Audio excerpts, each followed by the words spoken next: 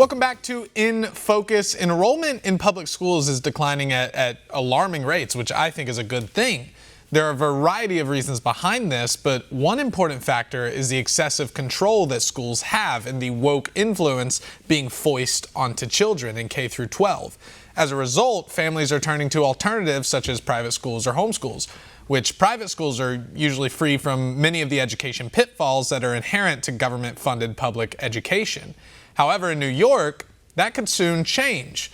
The New York Department of Education is proposing that private schools expand state oversight. They're trying to cram this through. The proposal was drafted to ensure students who attend receive the education they're entitled to, but it looks like an attack on religious freedom. It would increase curriculum requirements and testing. This could mean that private religious academies could possibly be required to teach students materials that go against their religious beliefs. For instance, strict regulations would interfere with Jewish schools' ability to direct education under Jewish law, making tensions high between the state government and the state's Orthodox Jewish community. Joining me now to weigh in from the Coalition for Jewish Values, Rabbi Menken. Rabbi, thank you so much for being with me. I really appreciate it. Talk to me about how this proposal could affect Jewish schools. Obviously, religious liberty needs to be protected at all costs. And if we've learned anything from COVID-19, from the church closures, for example, the government has been overstepping their bounds, infringing on Americans' right to religious freedom.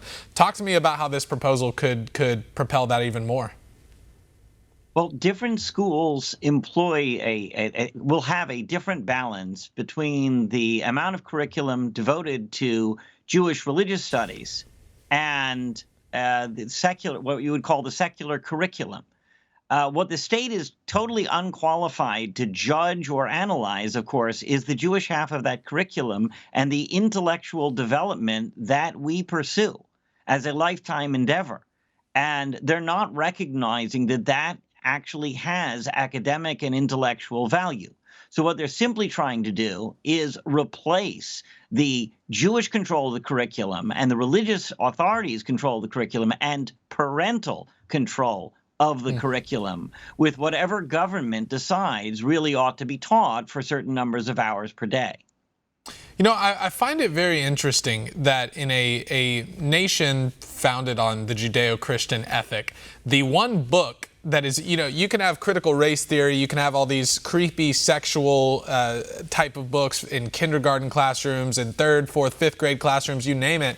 And in the United States of America today, the one book that teachers are not allowed to teach from, that you're not allowed to talk about, is the Bible, is the sacred scripture. And that is a disgrace because, I mean, this is the font of all wisdom we're talking about here. And I know for you, especially with the Old Testament, that's even rings even more true. And I just find it a shame that the one book that we're not allowed to teach in public schools is the Bible. If you look at the founding fathers' founding beliefs, where they started from, where they got the values that America is built upon, they looked into the Bible. And, it has resulted in a real degradation, the fact that, as you pointed out, that public education does not include a reference to the Bible or any of the classic texts. Because when they come out believing that, humanity always recognized the value of human life. They didn't need the Bible. That's completely untrue. Mm-hmm. That's nonsense. Go back to Greco-Roman society and tell me that they valued life, they valued peace over warfare. No such item. Even family, certainly equal rights under the law, religious liberty. All of these values that were built into the biblical mindset of the founding fathers, they're now taking for granted and saying, oh, yeah, we'll always have those no matter what else we do that's contrary to the Bible. Unfortunately, that history shows that that's completely untrue. And it's pretty clear why things are the way they are, why the left is so adamant about keeping Judeo-Christian values out of public school, why they want to take God out of the Pledge of Allegiance, things like that. It's pretty obvious why, and it's because it goes against their religion of secular liberalism. It's very good that you called it a religion, because it really is. I mean, it's an ideology unto itself. And So if you're going to say that there's no religion in the public schools, then you cannot teach any of these woke theories either. But what they've claimed is, no, we're not teaching a religion. We're teaching a totally different ideology, and it's absolutely fine to literally promote LGBTQ and transgender, gender dysphoria. It's not just that they believe there's this phenomenon of gender dysphoria, which of course there is, but to promote it to primary school kids, that's the problem that the schools really need to be dealing with, not interfering in parochial education.